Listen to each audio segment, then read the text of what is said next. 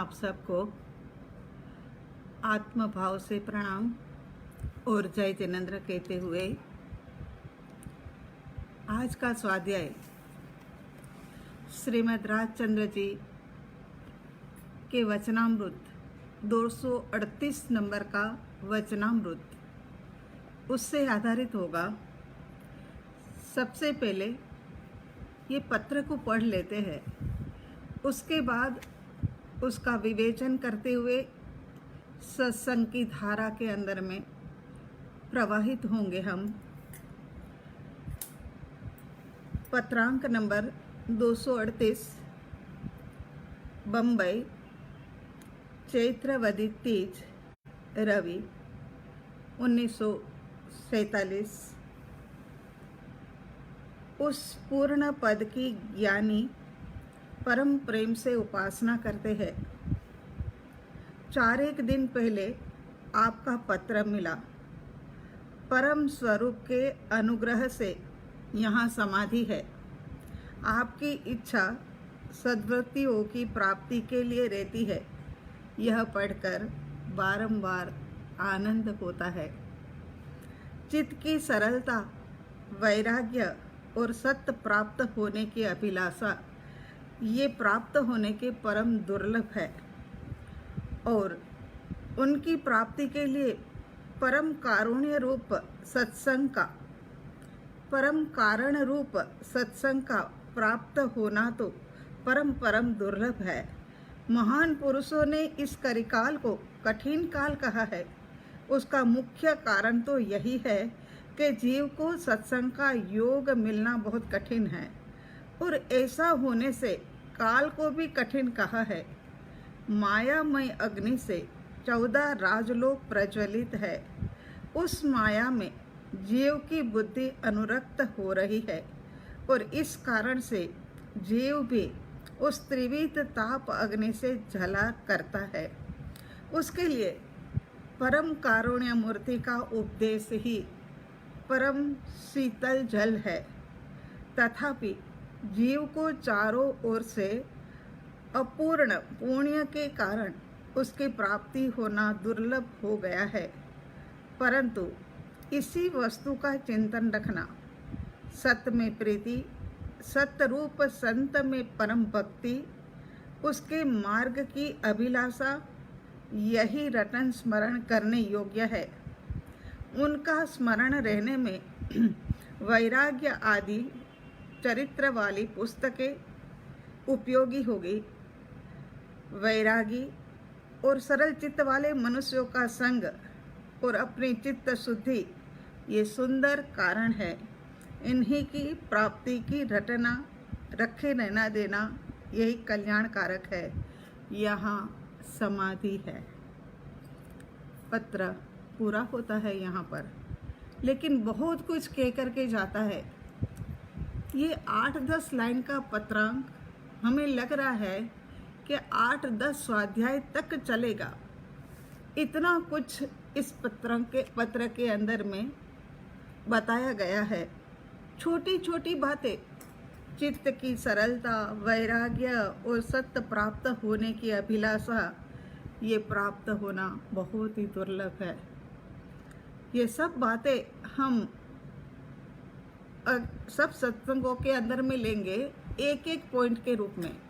जैसे कि चित्त की सरलता, उसके बाद वैराग्य, सत्य प्राप्त होने की अभिलाषा यानी जिज्ञासा, और वो सब किसके माध्यम से दुर्लभ में से सुलभ बनेगा।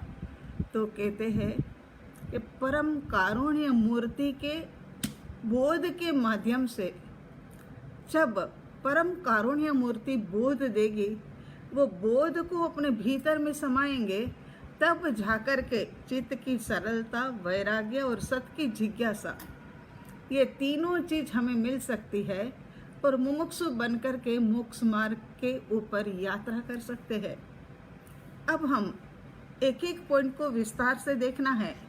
आज के दिन में सरलता को हम देखेंगे कि सरलता के माध्यम से क्या कहना चाहता है। ये एक अमृत पत्र कहा जाए ना, ऐसा अमृत पत्र है।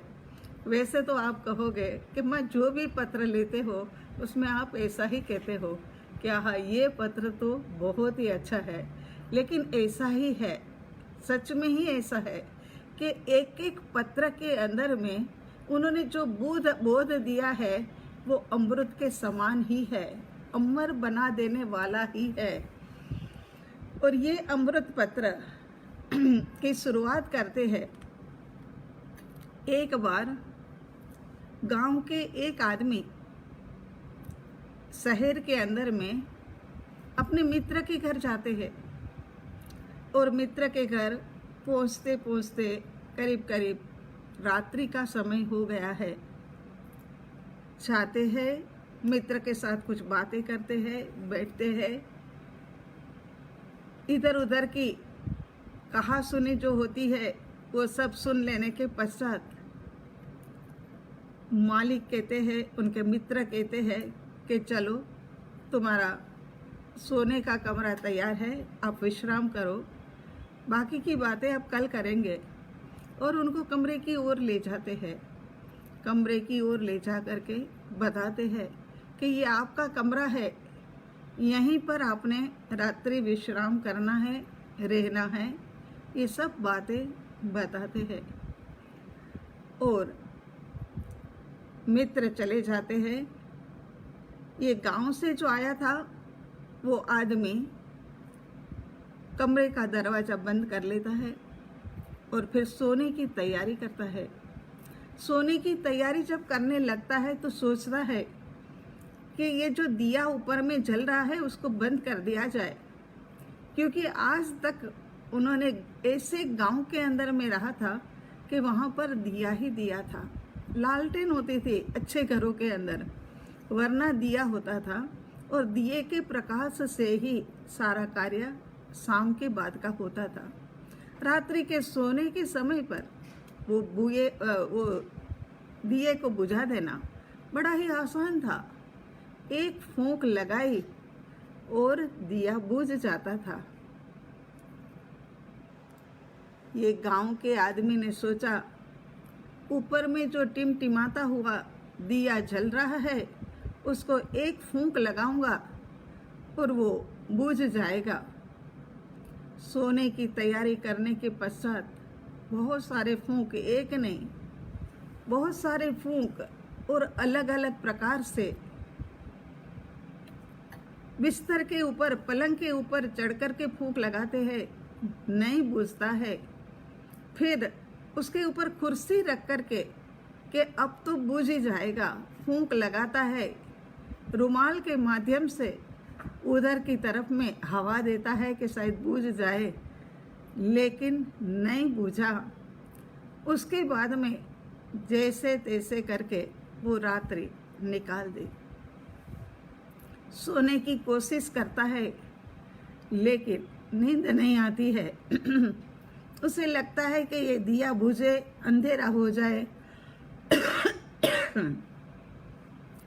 तो मुझे नींद आ जाए। रात्रि पूरी व्यतीत हो गई। सुबह सुबह होस्ट आए और उनको कहते हैं कि चलो ब्रेकफास्ट तैयार है, नाश्ता कर लेते हैं। नाश्ते के टेबल के ऊपर बैठे, बात हुई कि अच्छे से नींद आ गई ने। वो कहते हैं कि पूरी रात्रि में नींद नहीं आई, सब सुविधाएं तो बहुत अच्छी थी, हर प्रकार के साधन थे, लेकिन नींद इसी कारण से नहीं आई कि वो दिया जो ऊपर में जल रहा था ना, उसको बहुत फूंक मारी, लेकिन वो दिया जो है ना वो बुझा नहीं। मालिक बोलता है, अरे अरे, उसकी तो जो स्विच है वो पलंग के पास में ही लगी हुई थी, आपने वो स्विच को दबाया नहीं क्या? वो बोले, वो बात का मुझे ज्ञान ही नहीं था, मुझे पता ही नहीं था। पता नहीं होने के कारण से मैंने फूंक तो बहुत सारे लगाए, लेकिन वो दिया बुझा नहीं। ये तो एक उदाहरण है, लेकिन हमें इसमें से क्या लेना है? जीव को महापुरुषों के जैसी दशा तो चाहिए, महापुरुष बनना तो है, मगर बनने के लिए क्या करना है ना, वो उनको पता नहीं है। उनके लिए कैसी दशा चाहिए उसकी जानकारी उनके पास नहीं है। जैसे वो फूंक मारता रहता है, लेकिन कार्य तो एक छोटा सा करना था, स्विच को दबाना था और लाइट ने बंद हो जाना था। इसी प्रकार से यहाँ पर भी हम महापुरुष जैसे बनना चाहते हैं, लेकिन जैसे स्विच और बल्ब का इंटर कनेक्शन जो था ना, वो गांव वाले को पता नहीं था। वो बोलता है कि मैंने बहुत देखा कि कहीं से भी मुझे कुछ दिखाई देवे ऐसा, लेकिन ये स्विच और वो बल्ब के बीच में कहीं पर भी वायरिंग तो मुझे दिख ही नहीं रही थी। ये वायरिंग जो थी ना, वो इंटर कनेक्शन था। इसी प्रकार से महापुरुष जैसी दशा हमें प्राप्त करनी है, तो हमारी दशा, हमारे को भी ऐसे ही इंटर कनेक्शन महापुरुषों के साथ जोड़ना होगा, जो बाहर से नहीं दिखेगा, लेकिन भीतर से, अंदर से उनके साथ का कनेक्शन एक सा ही हो। मेरे गुरु क्या करते होंगे, मेरे प्रभु, मेरे भगवान क्या करते होंगे, ये हर समय उनकी याद बनी रहे। कोई खास प्रसंग आए जहाँ पर उनको लगे कि यहाँ क्या करना चाहिए, वो समय पर वही सदगुरु भगवान की याद के अंदर में सोचते हैं कि मैं यहाँ पर इस बात के अंदर में मुश्किल में पड़ गया हूँ, मगर मेरे सदगुरु भगवंत होते तो क्या करते। ऐसा सोच करके वो मार्ग निकाल लेता है। तो बात यही है कि कार्य बहुत छोटा सा था, स्विच ही दबानी थी, लेकिन इतना बोध उनके पास नहीं था। इसी प्रकार से हमें भी इसी देह से भीतर के अंदर में अंतर कनेक्शन जो है ना, उसको जोड़ना होगा। और इंटर कनेक्शन जब जुड़ जाएगा ना, तब जाकर के महापुरुष जैसी दशा नहीं, महापुरुष ही बन जाएंगे। तो ये क्रम का पता नहीं होने के कारण से बहुत कुछ उनको करना पड़ा, और हमें भी आज दिन तक करते ही रहना पड़ा है। लेकिन अब हमें ये जानना होगा कि महापुरुषों के जैसी दशा को प्राप्त करने के लिए, इंटर कनेक्शन को जोड़ने के लिए हमें क्या करना होगा। तो पत्रांक के अंदर में ही बताते हैं कि चित्त की सरलता, वैराग्य, जिज्ञासा ये परम दुर्लभ है। ये परम दुर्लभ इसीलिए है क्योंकि वो भी स्विच और बल्ब के बीच में इंटर कनेक्शन था। ये भी इंटर कनेक्शन वाली बात है। ये तीनों चीज मिल जाए तो भीतर की दशा के अंदर में सुधार होता जाता है, और कनेक्शन अंदर ही अंदर आत्मा के साथ में जुड़ता जाता है। तो बात यह है कि जब तक हमारा इंटर कनेक्शन नहीं जुड़ता है, और जोड़ने के लिए जो गुण है वो हमारे भीतर में नहीं आते हैं। कौन से गुण है? सरलता है, वैराग्य है, और धर्म करने की जिज्ञासा है।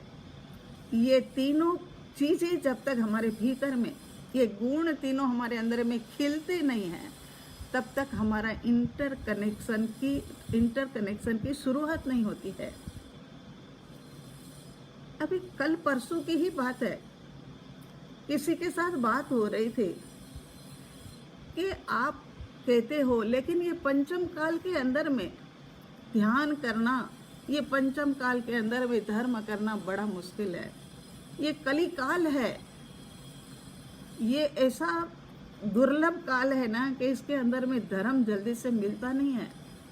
लेकिन हमने उनको कहा, आपके विचारों से हम सहमत नहीं हैं, क्योंकि ये तो धर्म करने का गोल्डन पीरियड है, ये एक सुअवसर है।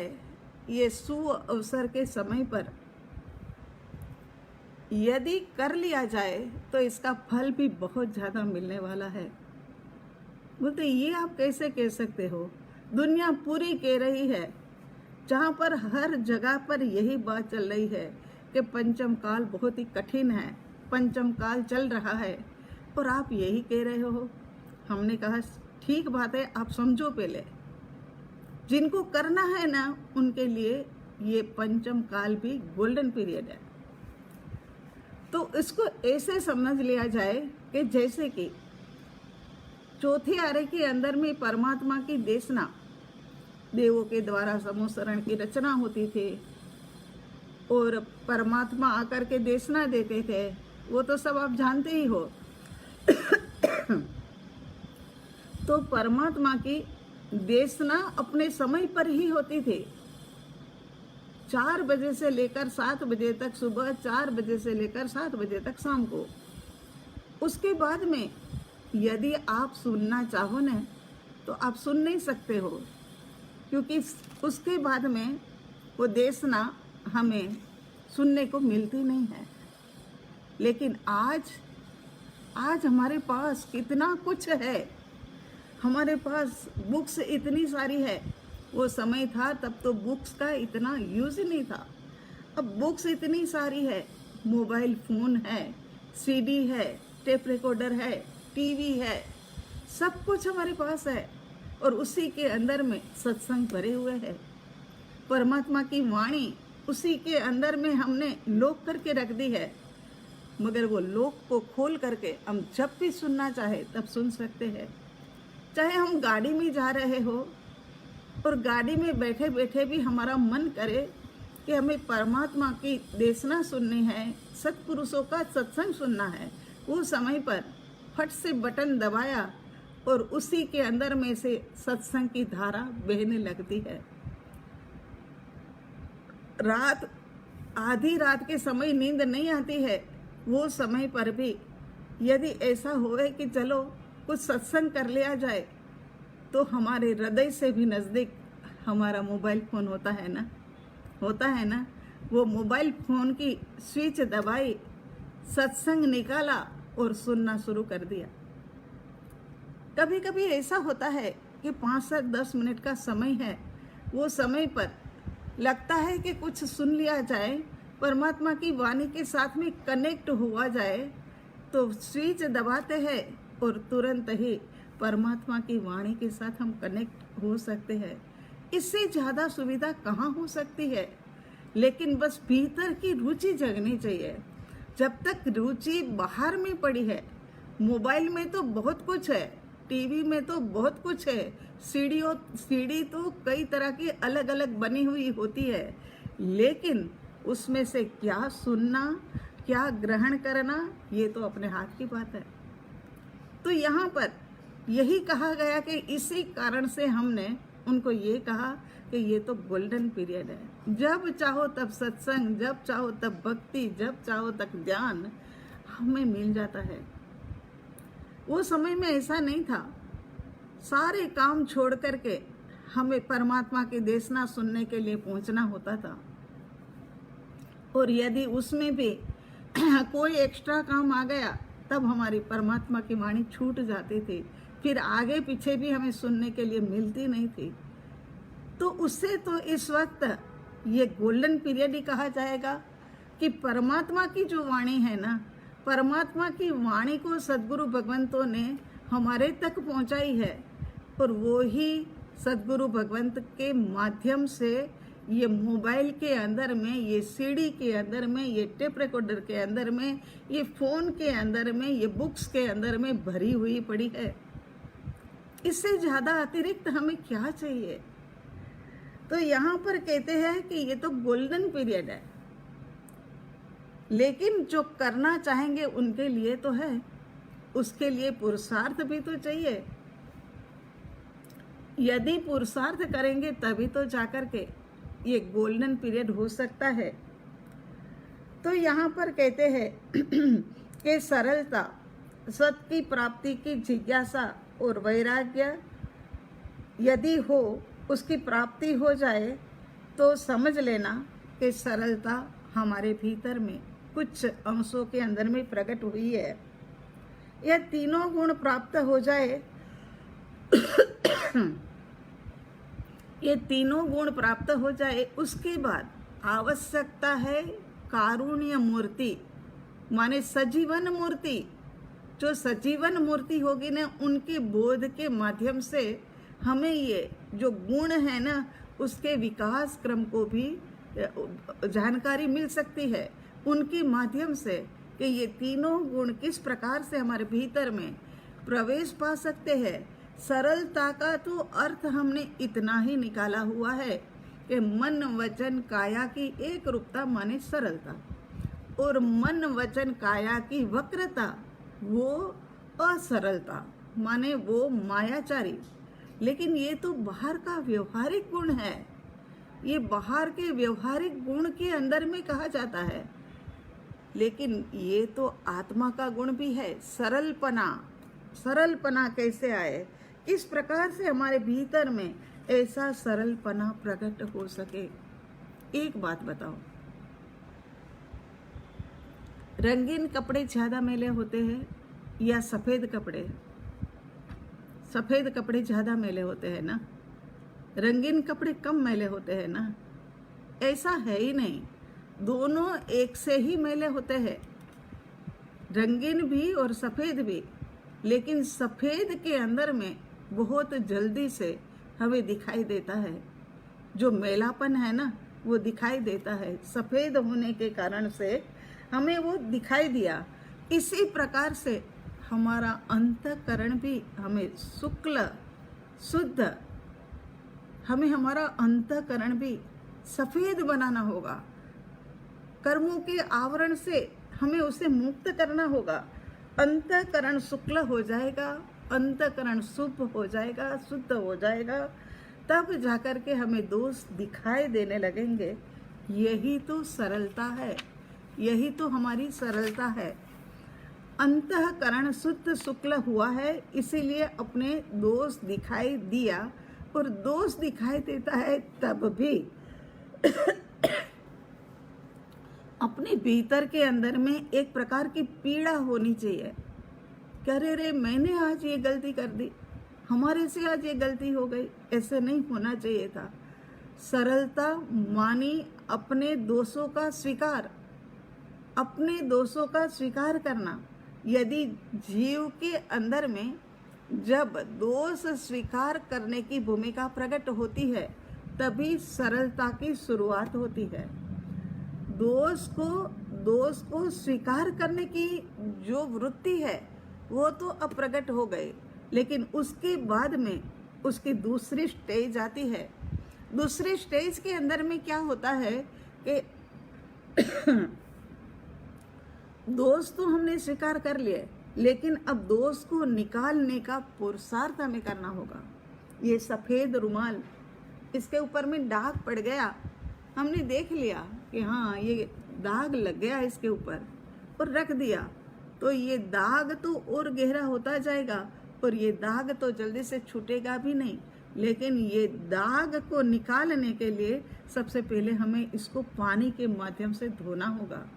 इसी प्रकार से जब हमें हमारे दोष स्वीकार होते हैं, उसके बाद इस दोष को कैसे निकाला जाए, इस दोष को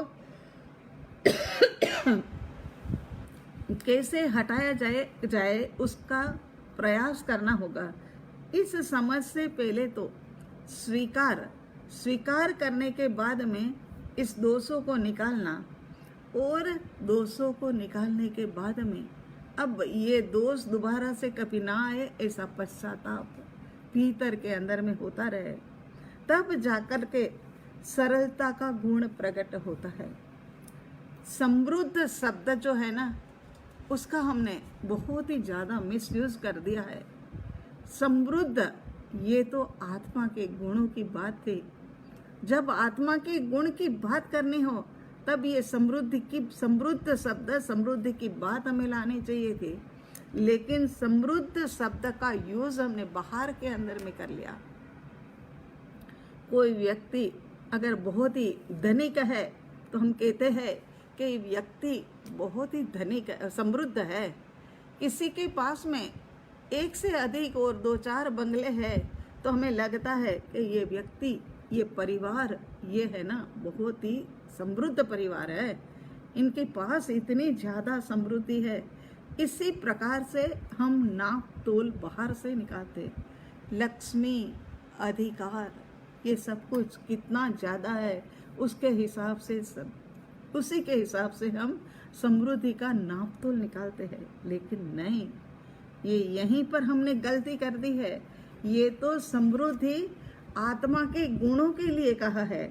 समृद्धि का अर्थ ये है कि सरलता, गुणों की वृद्धि, आत्मा के गुणों की वृद्धि, यही समृद्धि का नापतोल है। इसी कारण से तो समृद्धि की कमी हुई, इसी कारण से ही तो समृद्धि शब्द को समझ नहीं पाए ना, इसी कारण से तो हुआ ऐसा कि हम लोग जब मिलते हैं ना, तब हम है ना बचपन की बात करने लगते हैं कि बचपन में तो हम ऐसे करते थे, बचपन में तो हम ऐसे करते थे, बचपन में बड़ा आनंद आता था, इतना मज़ा आता था, और ऐसे ऐसे खेलते थे, और ये वाला खेल खेलते थे। चाहे उनके पास आज के जैसी सुविधा नहीं थी, लेकिन फिर भी वो भूतकाल को याद करके आनंद का अनुभव करते हैं। ये कितनी गरीबाई है हमारी कि हमें आनंद प्राप्त करने के लिए, वर्तमान में आनंद प्राप्त करने के लिए भूतकाल में जाना पड़ता है। भूतकाल में जाकर के वहाँ की बातों को याद करके तब बड़ा सुख था, तब बड़ी शांति थी, तब बड़ा मजा था, वही बातें याद करते रहते हैं।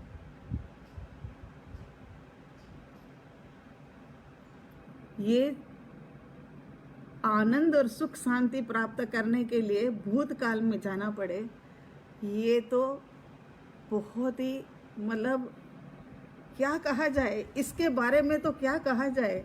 तो यहाँ पर कहने का मतलब यही है कि वर्तमान काल ही हमारा ऐसा अच्छा हो कि हमें ना भूत की याद आए, ना भविष्य की चिंता होवे, ना हम भविष्य के बारे में सोचें कि हम ऐसा करेंगे, हम वैसा करेंगे, हम ये करेंगे, वो करेंगे। तो इसका मतलब आप सोचो कि हमारा विकास हुआ है कि हमारा पतन हुआ है, कि हमें जाना पड़ता है भूतकाल के अंदर, जाना पड़ता है भविष्य काल के अंदर में, क्योंकि वर्तमान में हम शुष्क हो गए हैं, सूखे हो गए हैं। इस कारण से तो यहाँ पर ये हमारा पतन हो रहा है। इसी कारण से हम भूतकाल भविष्य काल में से आनंद पाने की कोशिश करते हैं। धर्म क्रिया तो बहुत करते हैं, लेकिन उसके कारण से आंतरिक आत्मा के गुण का विकास हुआ तो धर्म हुआ, वरना बाह्य क्रियाएं तो बहुत ही हुई।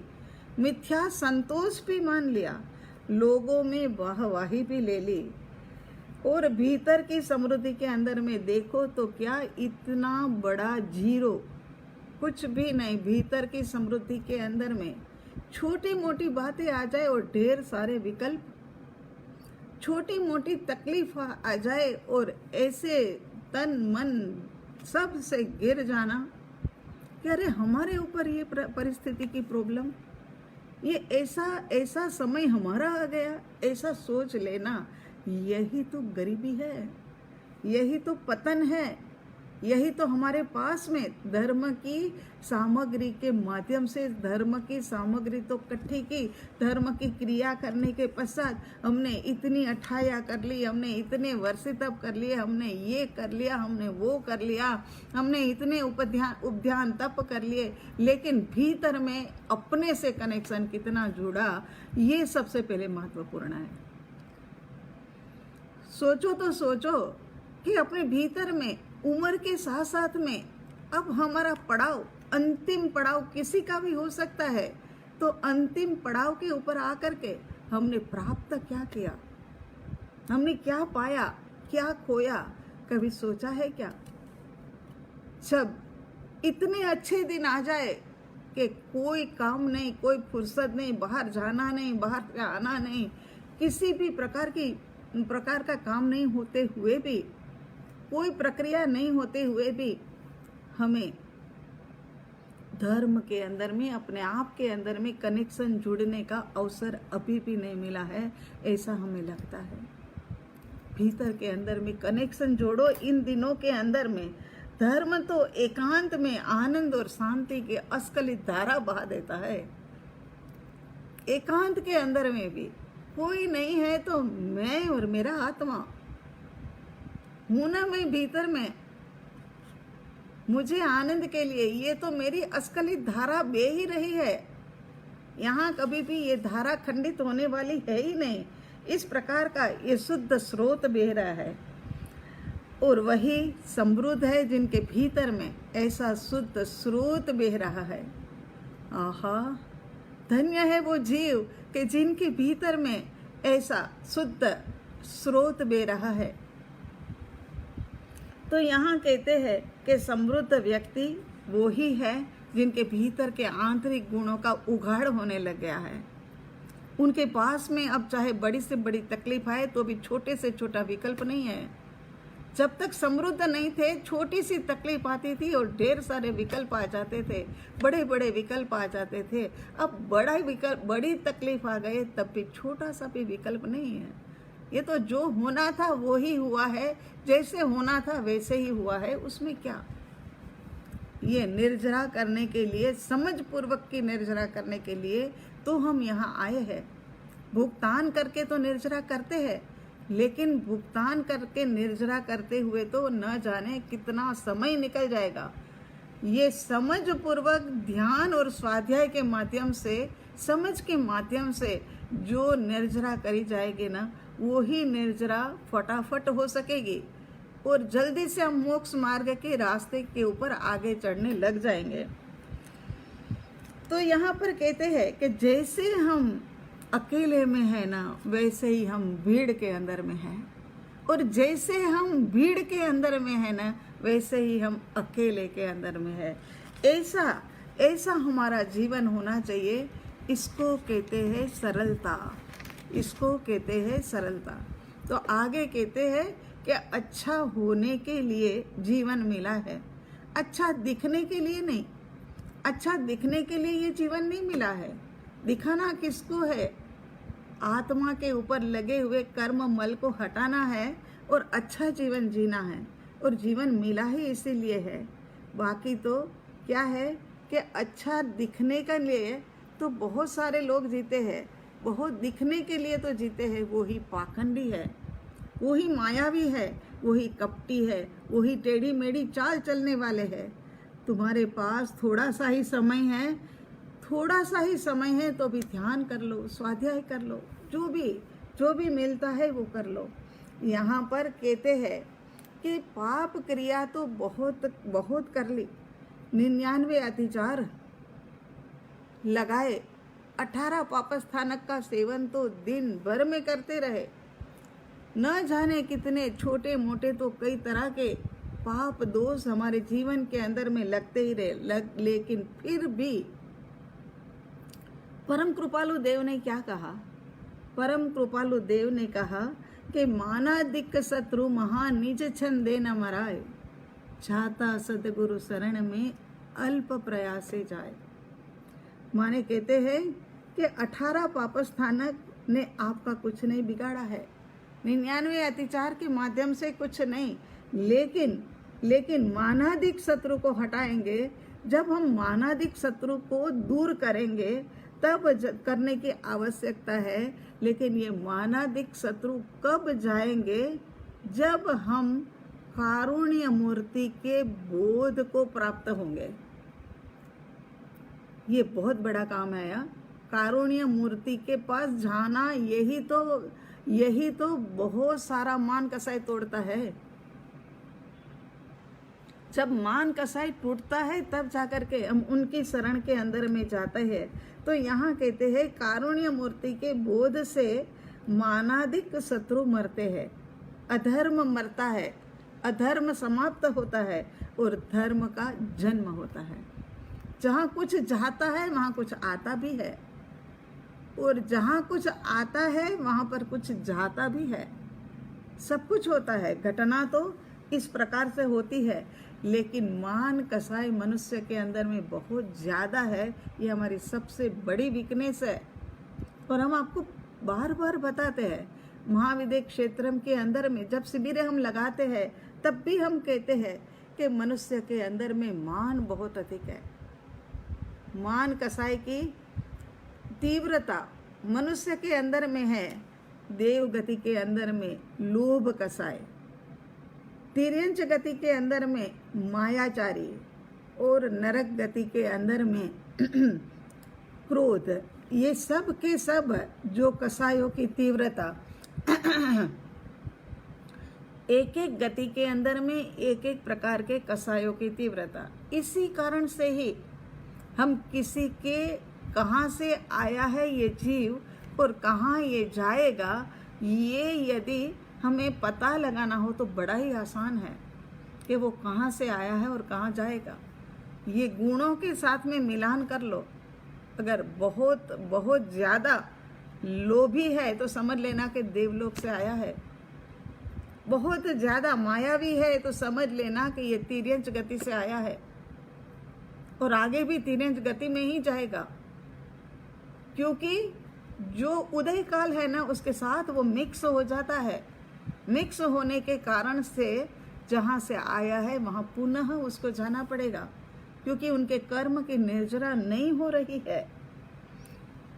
ये मान कसाई के बारे में एक मर्सिडीज लेकर के आदमी जा रहा था। रास्ते के अंदर में बहुत ही बढ़िया सुंदर मंदिर बन रहा था।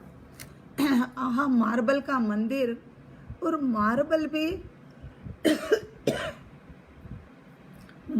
भी इतना बढ़िया और एकदम बिल्कुल साफ सुथरा सा चमकदार मार्बल, और इतना बड़ा दिव्य भव्य मंदिर। ये कौन बनवा रहा होगा? उसने जाकर के काम करते हुए मजदूरों को पूछा कि भाई ये बताओ कि इतना बढ़िया सुंदर दिव्य भव्य मंदिर आखिर कौन बनवा रहा है? बोले अरे भाई एक बात सुनो, ये जो बनवा रहे हैं ना उनको दिव्य मंदिर बने, भव्य मंदिर बने, बहुत ही बड़ा सा मंदिर बने और चमकदार मंदिर बने, उससे कुछ लेना देना नहीं है। उनको तो अपना एक पत्थर जो लगेगा ना उसके साथ में लेना देना है। ये मान कसाई की तीव्रतम स्टेज कि मान कसाई को पुष्ट करने के लिए उनको इतना बड़ा मंदिर बनाना पड़े, क्योंकि मेरा नाम लिखा जाएगा, बोर्ड के अंदर में मेरा परिवार का नाम आ जाएगा। ये मान कसाई हैदराबाद में सुना है, हमने देखा नहीं है। हाँ, हैदराबाद के अंदर में घंटाघर है। ये घंटाघर तो हर जगह पर होता है। पहले के जमाने में तो क्या है कि सबके घरों के अंदर में घड़ी ही नहीं होती थी, और आजकल तो सबके पास क्या, सबके हाथों में तो लगी है मगर सबके हाथ में पकड़ी हुई भी है मोबाइल के माध्यम से। सबके पास एक एक व्यक्ति के पास दो दो घड़ी हो, घरों में तो है ही है। तो ऐसा हो गया है।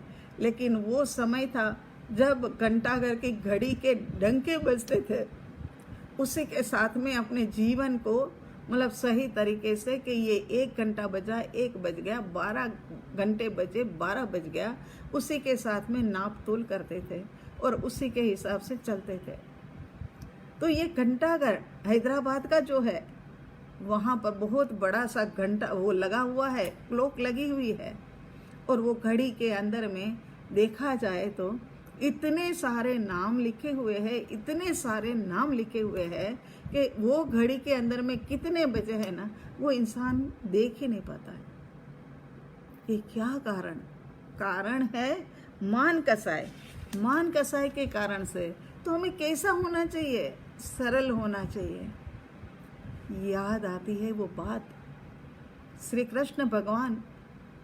कृष्ण भगवान बाल रूप के अंदर में मंदिर और बाल रूप में मंदिर देखते थे, तब हमें विचार आता था कि भगवान तो बहुत बड़े होते हैं, इतने बड़े होते हैं भगवान, और यहाँ तो इतने से भगवान बना रखे हैं। और देखो ये ऐसे है कि 4 पैरों से चलते हैं, छोटे से भगवान। ये क्या कारण होगा? मगर ऐसा किसी को पूछा थोड़ी जाए। बड़ों को पूछेंगे तो कहेंगे कि ये क्या पागलपन है, ऐसा मंदिर तो जैसा बनाते हैं ऐसा बनता है। तो बस सोचते रहते थे। लेकिन एक दिन पता लगा कि क्यों ऐसा होता है। श्री कृष्ण भगवान का मंदिर बाल रूप में होता है। बाल रूप में मंदिर का होना माने बालक रूप की उपासना वहाँ पर करी जाती है। बालक रूप की उपासना जब करते हैं ना, तब घटना क्या घटती है कि हमें कुछ मांगने का मन नहीं करता है, हमें कुछ धरने का मन, चढ़ाने का मन करता है। बालक के पास अपन क्या मांगेंगे? बालक को तो देना ही जानेंगे ना हम। हमें लगता है कि ये बालक को ये दे दो, बालक को वो दे दो, है ना। हम वहाँ से ये नहीं कहेंगे कि ये श्री कृष्ण भगवान हमें ये दे देना, क्योंकि वो तो बाल रूप में है, बालक के रूप में हो, उनसे नहीं मांगा जाता है। तो ये बात होती है कि बाल रूप में जैसे वो श्री कृष्ण भगवान बाल रूप में है, जैसे और लोग भी बाल रूप में होते हैं, बच्चे लोग, उनके जैसा हमें सरल बनना होगा। कांच का ग्लास बच्चे से फूट जाता है, मम्मी तो अंदर में कहीं काम कर रहे हैं, उनको तो पता भी नहीं है कि कांच का ग्लास फूट गया है। चलता है धीरे धीरे, ठुमुक ठुमुक करते करते माँ के पास जाता है, माँ की साड़ी को पकड़ता है और कहता है चलो, रसोई में लेकर के खींच करके लेकर के आता है और फिर दिखाता है कि ये कांच का ग्लास फूट गया और इशारे से बता है कि ये मैंने फोड़ा है। ऐसी सरलता हमारे भीतर में, बच्चों के जैसी सरलता हमारे भीतर में भी आ जाए। सूर्य को कभी मान करते हुए देखा है कि मैं तो पूरे विश्व के अंदर में प्रकाश फैलाता हूँ और मेरे प्रकाश के माध्यम से ही हवा शुद्ध होती है, पुष्प खिलते हैं।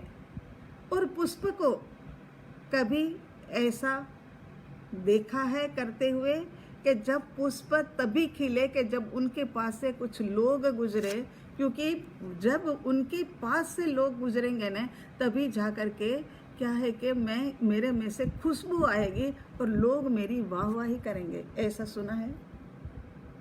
नहीं सुना। सूर्य को कभी प्रकाश देते हुए नहीं सुना है कि जब सभी लोग उठ जाए ना, उसके बाद में मैं प्रकाश दूंगा। हालांकि प्रकाश होने पर हम उठते हैं, हम समझते हैं कि सूर्य देवता पधार गए, अब हमें भी उठना है ना। तो इसी प्रकार से पक्षी अपने गान शुरू कर देते हैं, वो अपनी मस्ती के लिए गान शुरू कर देते हैं, मगर कितना मधुर गान के लोग उसके अंदर में तल्लीन हो जाते हैं। ऐसे मधुर गान, कितनी सरलता, कितनी सहजता, कितनी स्वाभाविकता। आहा, बस हमें भी ऐसा ही होना है। अंतिम उदाहरण बता करके ये स्वाध्याय को संपन्न करते हैं। तानसेन एक गायक कलाकार, अकबर महाराजा के पास ये तानसेन संगीतमय ध्वनि को सुनाने के लिए आता था और तानसेन का बहुत ज़्यादा आदर दरबार के अंदर में होता था। अकबर दरबार के अंदर में तानसेन की वाहवाही होती थी, क्योंकि उनका संगीत जो है ना, वो श्रेष्ठ माना जाता था। बादशाह अकबर ने कहा कि मैं तानसेन का बहुमान देना चाहता हूँ। मैं उनके संगीत से बहुत ज़्यादा प्रभावित हूँ, उसको कोई अवार्ड दिया जाए। तब तानसेन बोलता है कि आपको यदि कोई अवार्ड देना है तो फिर आप मुझे नहीं, मेरे से सर्वश्रेष्ठ जो है ना, उनको ही ये अवार्ड दो। राजा कहते हैं, ऐसा कौन है कि जो तेरे से ज़्यादा अच्छा तेरे से भी ज़्यादा अच्छी भक्ति कर सकता हो, संगीत सुना सकता हो? कहते हैं, है ऐसे भी मेरे गुरुदेव, मेरे गुरुजी है, वो सर्वश्रेष्ठ गायक है और वो ही अवार्ड लेने के योग्य है, उनको ही ये पदवी मिलनी चाहिए। तो यहाँ पर कहते हैं कि वो कहाँ पर है, तो उसको बुला करके ले आ। मुझे तो उनका संगीत सुनना है, तू जा और बुला के ले आ। तानसेन बोलता है कि वो ऐसे नहीं आते हैं, वो अपनी भक्ति की मस्ती के अंदर में मस्त होते हैं। तो बता उनका संगीत हम कैसे सुन पाए? कहते उनका संगीत सुनना है तो सुबह सुबह के समय पर वो है ना नदी में नहाने के लिए अपनी झोपड़ी में से जाते हैं, और जब वो झोपड़ी में से निकल करके नदी तक पहुंचते हैं ना, तब तक उनकी भक्ति की एक चरम सीमा आ गई होती है। इतने अच्छे से वो भक्ति करते करते मतलब नदी तक पहुंचते हैं। तो कहते हम उनकी भक्ति कैसे सुन सके? बोले गुप्त रूप के अंदर में हमें जाना होगा। गुप्त रूप में जब वो अपनी झोपड़ी में से निकले तब उनके पीछे पीछे जाकर के उनका संगीत सुन सकते हैं। और दूसरे ही दिन राजा को तो बस जो लत लग जाए फिर वो छोड़ते नहीं ना। वो कहावत भी है ना, राजा बाजा और बंदरा ऐसे सब एक से ही होते हैं, ऐसा कुछ है। हाँ, तो राजा तो बस लग गए कि अब कल ही कल अपन चलते हैं और तेरे गुरुजी का संगीत जो है, भक्ति जो है वो हमें सुननी है। दोनों जना सुबह सुबह के समय पर जाते हैं। उनकी भक्ति और उनका संगीत सुन करके सच में ही अकबर बादशाह दंग रह गए, दिग्मुढ़ हो गए। और जिस समय पर हम दिग्मुढ़ हो जाते, दंग हो जाते हैं ना, वो समय पर मौन हो जाते हैं। वो समय पर हमारे भीतर में से शब्द नहीं निकलता है। ऐसे ही राजा अकबर एकदम से दंग रह गए हैं और उनको लगता है कि आहा इतना अच्छा गाना, इतना अच्छा संगीत तो मैंने कहीं पर सुना नहीं है। अरे तानसेन तू क्यों नहीं गाता है इतना अच्छा? जाने के टाइम पे कुछ अलग बात थी, आने के टाइम पे कुछ अलग बात है। यही तो मजा है राजा औरों की, उनको तो बदलते हुए देर नहीं लगती है। अभी तक तो यही था कि सर्वश्रेष्ठ गायक कलाकार यदि कोई है तो तानसेन है, मगर अब हो गया कि नहीं, ये सर्वश्रेष्ठ गायक अगर कोई है, भक्ति करने वाले कोई है तो ये तानसेन के गुरुजी है। उनका नाम हरिदास था। ये हरिदास वो ही कर सकते हैं। फिर कहते हैं कि अरे ये बताओ कि ये इतना अच्छा गाना किस प्रकार से गा सकते हैं? तब तानसेन उनको जवाब देते हैं कि मैं गाता हूँ तब मैं कुछ प्राप्ति के लिए, भेंट सौगात के लिए गाता हूँ। मुझे ये होता है कि मुझे कुछ भेंट मिले, मुझे कुछ सौगात मिले, इसीलिए मैं गाता हूँ। और मेरे गुरुजी गाते हैं तब कुछ पाने के लिए तो गाते हैं, मगर वो हायर से पाने के लिए, वो परमात्मा से पाने के लिए, वो परम कृपालु देव के पास से कुछ प्राप्त करने के लिए, हायर से प्राप्त करने के लिए गाते हैं। उसके बाद में कहते हैं कि मैं तो जब गाता हूँ तब अकबर राजा को खुश करने के लिए गाता हूँ, कि राजा अकबर खुश हो जाए। और मेरे गुरुजी जब गाते हैं ना तब दुनिया के बादशाह को खुश करने के लिए गाते हैं। उसके बाद में कहते हैं कि मेरी आवाज़ तो मेरे कंठ से निकलती है, लेकिन जहाँ पनाह मेरे गुरुजी की आवाज़ जो निकलती है ना, वो तो हृदय से निकलती है। एक एक बात जब तानसेन बताता गया तब राजा अकबर जो है वो दिग्मुढ़ होता चला गया। उसके बाद में कहते हैं कि मेरा गाना तो एक सामाजिक घटना है, लेकिन मेरे गुरुजी का गाना जो है ना वो एक आध्यात्मिक घटना है। अरे जहाँ पना मैं आपको क्या बताऊँ, मैं तो एक पिंजरे का पंछी हूँ, लेकिन मेरे गुरुजी जो है ना वो तो खुले आकाश के पंछी है।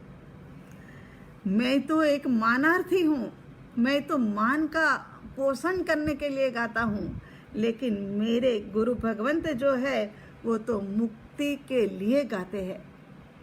इसी प्रकार से दोनों मुमुक्षु, मगर दोनों के अंदर, दोनों संगीतकार लेकिन दोनों के अंदर में अंतर, दोनों मुमुक्षु लेकिन दोनों के अंदर में अंतर।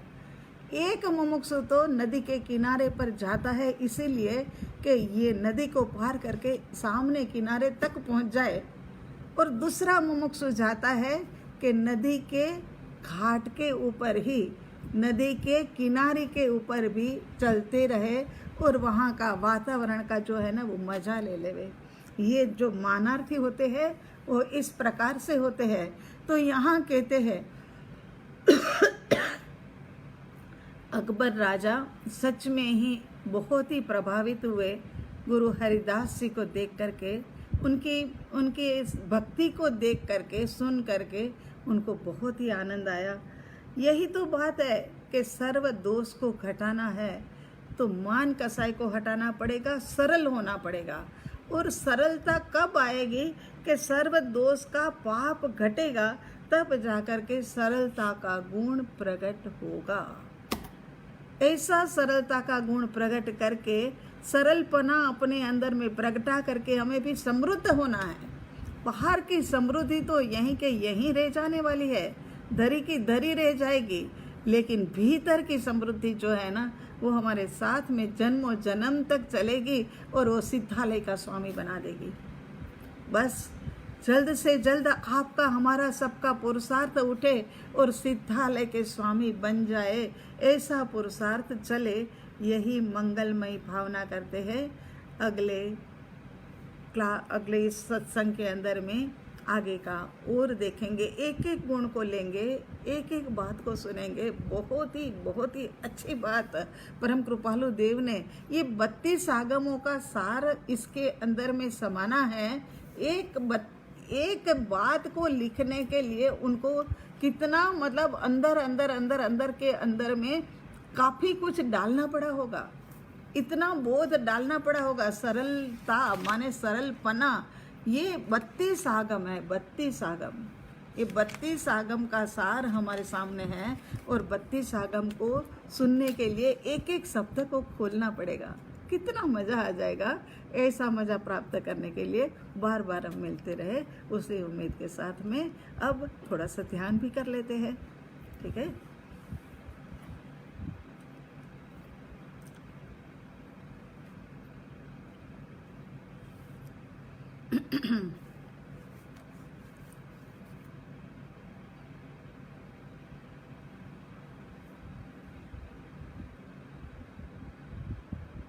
देव गुरु की आज्ञा लेकर के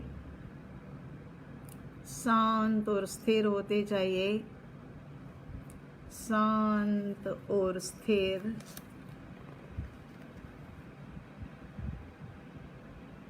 मैं आत्मा हूँ, मैं आत्मा चैतन्य स्वरूपी भगवान आत्मा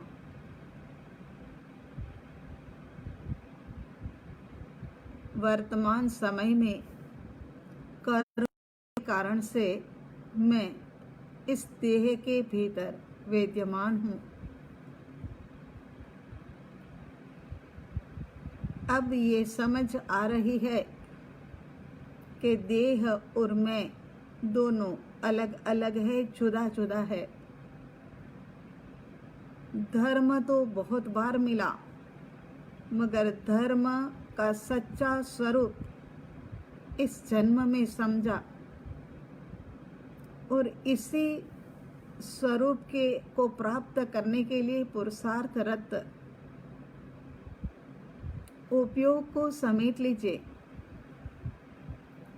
बाहर के अंदर में उपयोग फैला हुआ है, चारों दिशाओं में देह, व्यक्ति, वस्तु, परिस्थिति, पदार्थ, स्थान आदि आदि के ऊपर हमारा उपयोग फैला पड़ा है।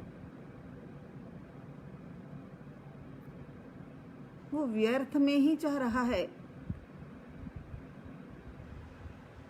उपयोग ऊर्जामयी है। ऊर्जामयी उपयोग को भीतर भीतर में ले आइए। देह के भीतर में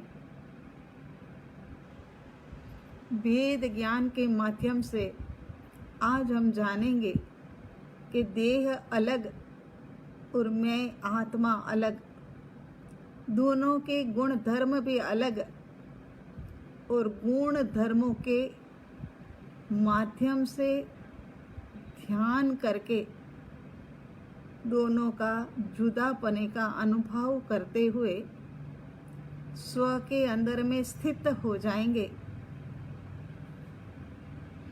उपयोग समेट लिया, चारों ओर से उपयोग समेटा। अब मन वचन काया के योगों को शांत और स्थिर कर दीजिए।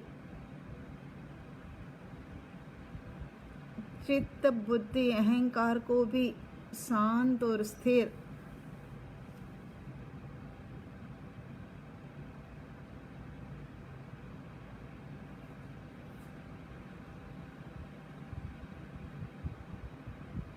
संकल्प विकल्प विचार को भी शांत और स्थिर।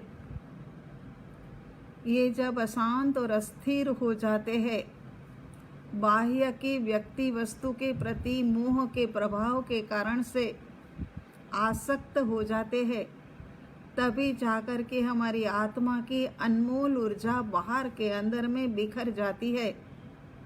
अब सब कुछ शांत और स्थिर, सारे योग, सारे विकल्प चित्त आदि सब शांत और स्थिर हो गए हैं। उपयोग हमारे भीतर आ गया है। अब अपने लक्ष्य को निर्धारित करना होगा। ये बहुत ही महत्वपूर्ण है।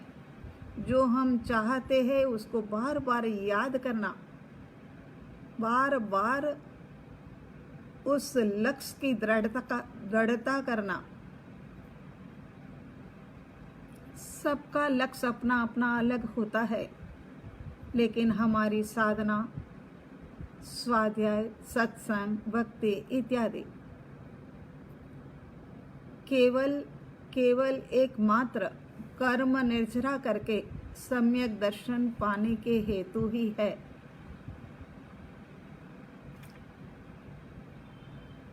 कर्म निर्जरा करते हुए हमें सिद्धालय के अंदर में सदाकाल के लिए स्थित होना है। ये हमारा लक्ष्य है। भीतर ही भीतर में 3 बार दोहराते हुए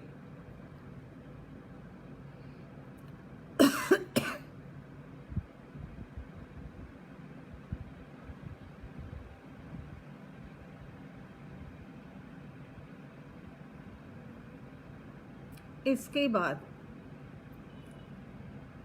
देह और आत्मा की भिन्नता। देह बाहरी पंच तत्व से बना हुआ है, आत्मा बना बनाया अनादि अनंत। देह मरने मिटने वाला, गलने वाला, सड़ने वाला है, और आत्मा शुद्ध बुद्ध निरंजन, नित्य निरंजन।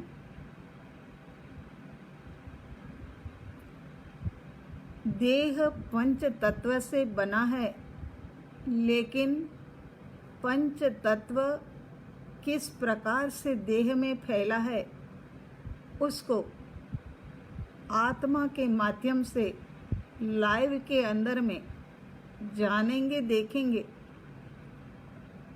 क्योंकि वर्तमान समय में देह भी है और देह के भीतर आत्मा भी है, और आत्मा का कार्य जानना और देखना। पंच तत्व कौन से? पृथ्वी काय, अप काय, वायु काय, तेव काय, आकाश, और उसके बाद वनस्पति काय को भी हम देखेंगे। सबसे पहले पृथ्वी काय। पृथ्वी काय शरीर के अंदर में कहाँ है? कहीं तो दिख नहीं रहे हैं। पत्थर, मिट्टी इत्यादि, और कहा गया यही है कि हमारे भीतर में पृथ्वी काय है। तो पृथ्वी काय हमारे भीतर में हड्डियों के रूप में मौजूद है, और बाहर के पृथ्वी काय के अंदर में और भीतर के पृथ्वी काय के अंदर में मूलतः कोई भी अंतर नहीं है। जैसा बाहर का पत्थर है, वैसा ही भीतर की हड्डियां है। पृथ्वी काय के माध्यम से बना हुआ यह हड्डियों का ढांचा एक दिन मिटने वाला है। तब हड्डियां फिर से चूर चूर होकर के पृथ्वी काय के साथ में मिल जाएगी। एक आध मिनट के लिए ठहर करके पृथ्वी काय का अनुभव करे। कैसे करे अनुभव? तो एक प्रकार से भारीपने का अनुभव होना ये पृथ्वी काय का कारण है। हम कई बार कहते हैं कि संवेदना होगी, शरीर का भारी हो जाना या हल्का हो जाना, तो ये भारी हो जाने का कारण यही है पृथ्वी काय की विशेषता। आत्मराम, आप जानो और देखो, आप भीतर में बैठे बैठे ये लाइव देख सकते हो कि पृथ्वी काय, हड्डियां,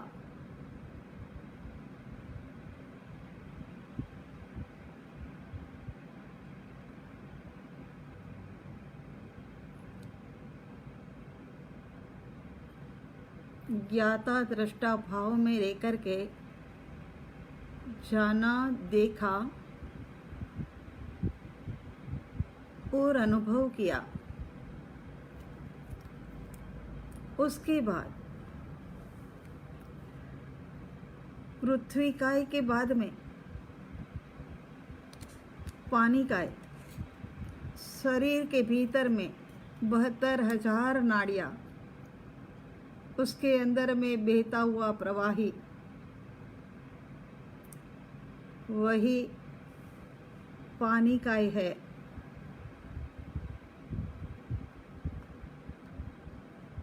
बहते हुए रक्त जल तत्व है। पैरों के तलवे से लेकर के सहस्रार तक हर जगह पर गति करने वाला ये जल तत्व, इस जल और बाहर के जल के अंदर में मूलतः कोई अंतर नहीं है। इसका अनुभव शरीर में तरल प्रवाही और जीभ के अंदर में भी हर समय गीलापना। गायक राम, जानो, देखो,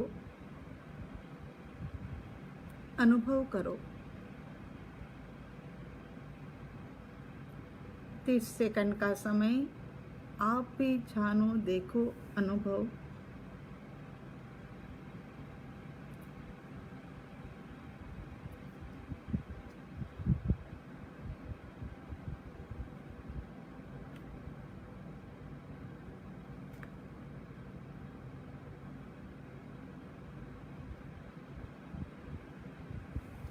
इसके बाद अग्निकाय,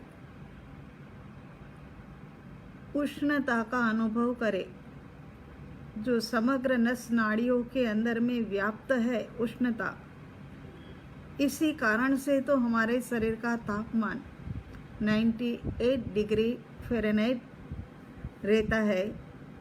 बाहर की अग्नि में और भीतर की अग्नि में मूलतः कोई अंतर नहीं है। एक प्रकार से गर्माहट का अनुभव करिए, इसको जानिए, देखिए और अनुभव करिए कि अलग ही अलग है ये।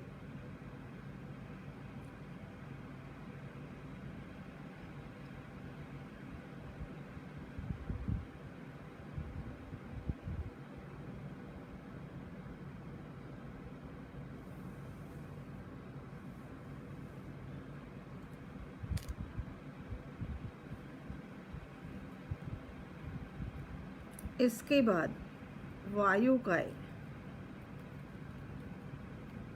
वायुकाय हमारे शरीर में श्वासोश्वास के माध्यम से प्रवेश पाता है, बाहर आता है। इस शरीर के अंदर में निरंतर आवागमन वायुकाय का चलता रहता है। शरीर के वायुकाय में और बाहर के वायुकाय के अंदर में मूलतः कोई अंतर नहीं है।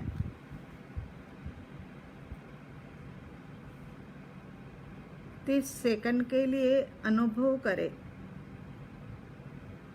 शरीर के अंदर में सर्वव्यापक वायुकाय का, जैसे कोई स्थान अछूता नहीं है कि जहाँ पर वायुकाय ना हो। इसी प्रकार से हमारे देह में भी श्वासोश्वास का संचार हो रहा है और हर जगह पर वायु पहुँच रहा है सर्वव्यापकता का।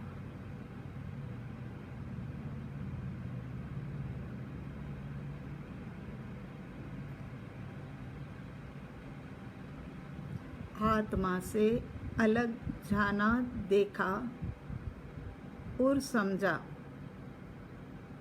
इसके बाद आकाश तत्व का अनुभव, जैसे आकाश माने खाली स्थान। आकाश सबको अपने भीतर में ठहराने के लिए स्थान देता है।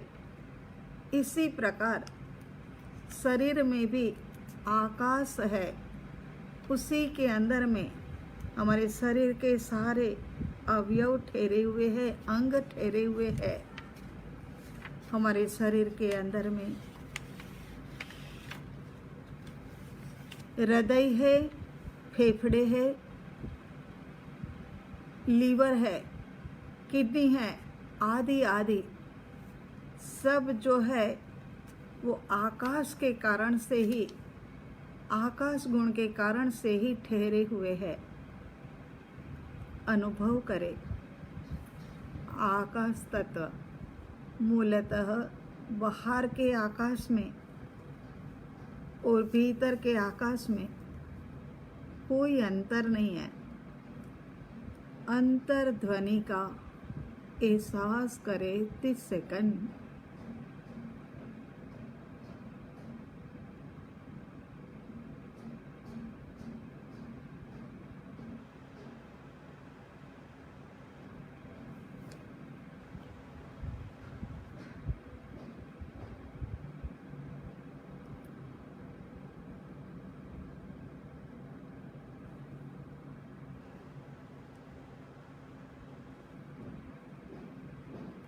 वनस्पति काय हमारे शरीर के ऊपर लगे हुए केस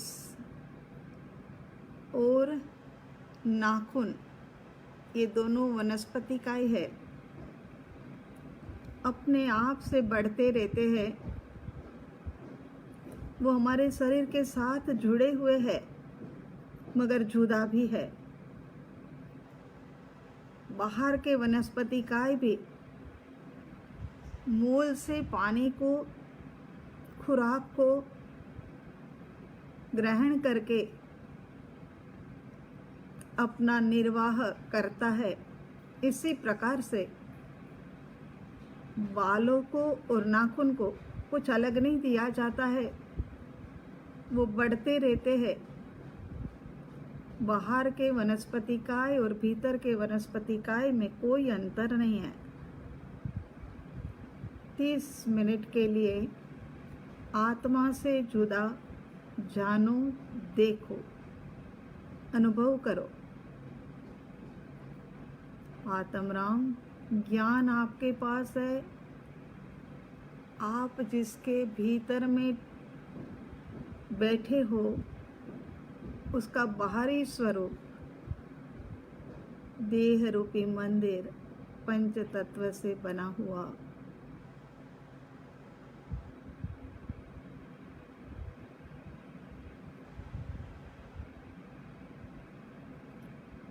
इन पंच तत्व पृथ्वी, पानी, अग्नि, वायु, आकाश और वनस्पति से बना हुआ हमारा देह, उसी के भीतर में विद्यमान हमारा महातत्व जो अजर, अमर, अविनाशी, कभी भी मरने मिटने वाला नहीं, जन्म नहीं, जरा नहीं, मरण नहीं, मृत्यु नहीं, कुछ नहीं, सच्चिदानंदी आत्मा इसी देह में विद्यमान ऐसे महातत्व का ध्यान करे। 5 तत्व के नहीं रहने पर भी मैं आत्मा तो सदा काल रहने वाला हूँ, प्रकाश ज्ञान व आनंद का पुंज हूँ। अपने आप के अंदर में पूर्ण मैं, इसकी रोशनी में इस शरीर की व समग्र सृष्टि की सारी क्रियाएं दिखती रहती है। आत्म की शांति से ही सुनना, आत्मा की शक्ति से ही सुनना